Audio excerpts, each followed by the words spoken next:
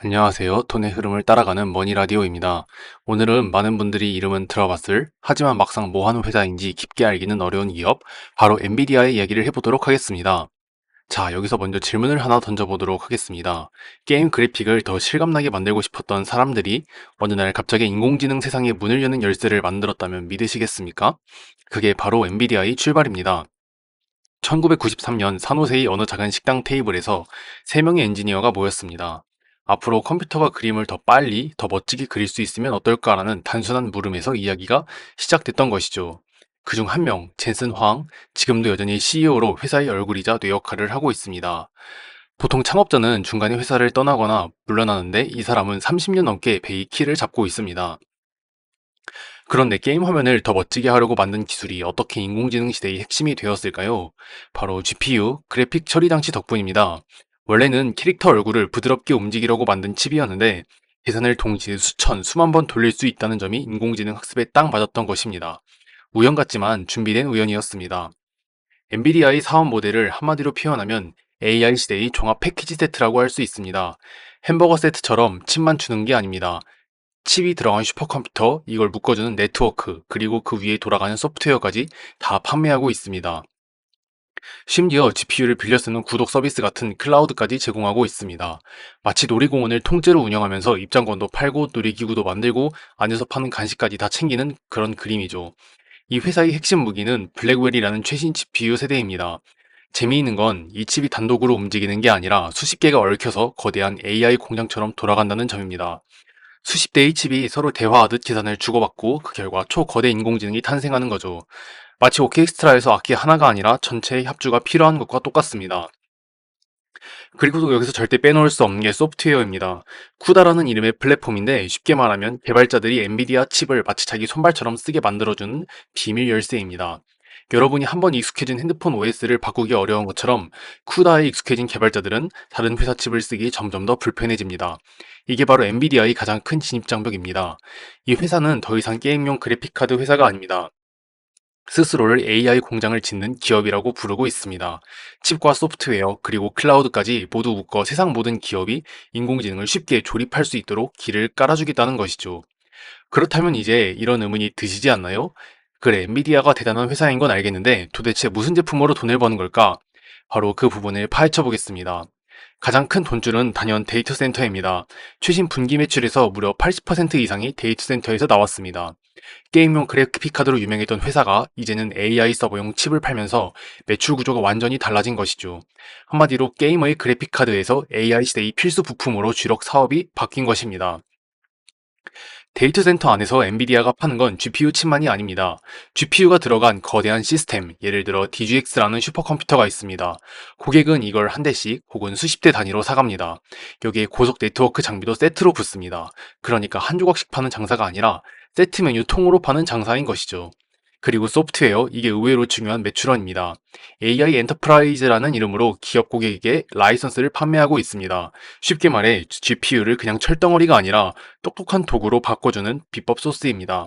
기업은 이 소스를 쓰기 위해 구독료나 라이선스를 내고 있습니다.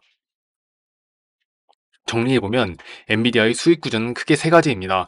첫째, GPU와 시스템을 파는 하드웨어 매출. 둘째, 쿠다와 AI 엔터프라이즈 같은 소프트웨어와 서비스 매출. 셋째, DGX 클라우드처럼 GPU를 빌려주는 구독형 매출. 마치 마트에서 쌀만 파는 게 아니라 밥솥도 팔고 요리법도 팔고 심지어 밥을 직접 지어 배달까지 해주는 그림입니다. 그럼 엔비디아의 경쟁자는 누구일까요? 당연히 반도체 업계의 거물들이 줄줄이 대기 중입니다.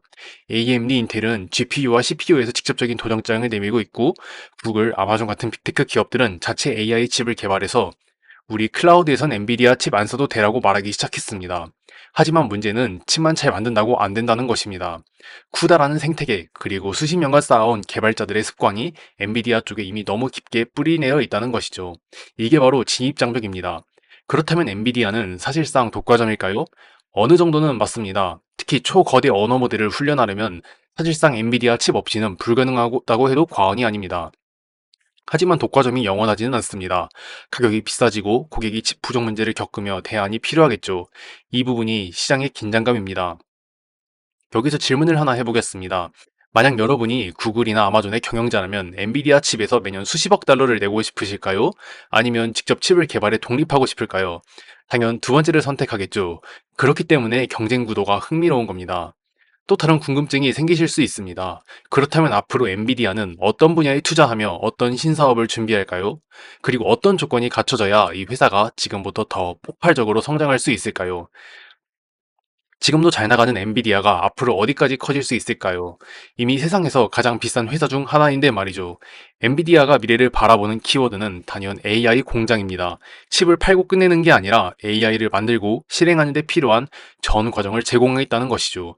마치 과거에 전기가 산업혁명을 만들었듯 AI는 인공지능을 산업 곳곳에 전기처럼 흘려보내려고 합니다. 그럼 어떤 분야에 투자해야 할까요? 첫째는 자율주행, 자동차 안에 들어가는 작은 컴퓨터 드라이브 플랫폼으로 시장을 노리고 있습니다. 이미 테슬라, 메르세데스 벤츠, 현대자동차와 같은 회사들이 엔비디아 칩을 채택하고 있습니다. 둘째는 로보틱스인데요. 인간처럼 움직이는 로봇, 공장에서 일하는 자동화 로봇을 위한 AI 플랫폼도 개발하고 있습니다. 셋째는 헬스케어입니다. 의학 이미지를 분석하고 신약을 개발하며 유전자 연구하는 곳에서 AI는 이미 필수인데 엔비디아 칩이 여기서도 강력한 무기입니다. 자, 호기심을 자극할 포인트가 한 가지 있습니다. 만약 자율주행이 도로에서 본격적으로 허용된다면, 만약 인공지능이 신약 개발 시간을 10분의 1로 줄여준다면, 이런 조건이 충족될 때 엔비디아의 성장 곡선은 한 번 더 폭발적으로 솟구칠 수 있습니다. 그런데 모든 장밋빛 이야기에는 그늘도 있습니다. 엔비디아의 과연 약점과 리스크는 무엇일까요? 크게 네 가지가 있는데 첫째는 정책과 규제입니다. 미국 정부는 중국으로의 첨단 칩 수출을 계속 제한하고 있습니다. 만약 규제가 더 강화된다면 큰 시장을 잃을 수 있습니다. 둘째는 경쟁자들의 반격입니다. AMD, 인텔은 물론이고 구글, 아마존, 마이크로소프트까지 자체 칩을 개발하고 있습니다. 지금은 엔비디아가 독주하지만 기술 판도는 언제든 바뀔 수 있습니다. 셋째는 기술의 발전 속도입니다. 만약 더 싸고 효율적인 대체 기술이 나오면 어떻게 될까요? 쿠다 생태계라는 방패가 있어도 기술의 흐름을 거스를 수는 없습니다. 넷째, 경기 상황입니다. 서버와 데이터 센터는 결국 기업들의 투자로 돌아가게 됩니다. 경기가 꺾이면 IT 지출도 줄어들 수밖에 없고 그 타격을 엔비디아도 피할 수 없습니다. 여기서 또 질문을 드려보겠습니다. 만약 AI 열풍이 생각보다 빨리 식는다면 엔비디아의 주가는 어떻게 될까요? 반대로 AI가 예상보다 빠르게 생활 곳곳에 퍼진다면 지금의 주가는 오히려 싸 보일 수 있을 것입니다. 엔비디아를 보는 재미는 바로 여기 있습니다. 지금 당장은 AI 시대의 절대 강자이지만 동시에 수많은 도전과 불확실성 속에 있다는 것이죠. 그래서 투자자들은 항상 두 가지 얼굴을 동시에 봅니다. 기회의 엔비디아와 위기의 엔비디아입니다. 이야기를 들으시면서 여러분은 어떻게 생각하셨나요? 엔비디아가 앞으로도 AI 제국을 지켜낼 수 있을까요? 아니면 새로운 도전자가 무대 위로 올라올까요? 답은 결국 시간이 알려줄 것입니다. 지금까지 돈의 흐름을 따라가는 머니라디오였습니다. 감사합니다.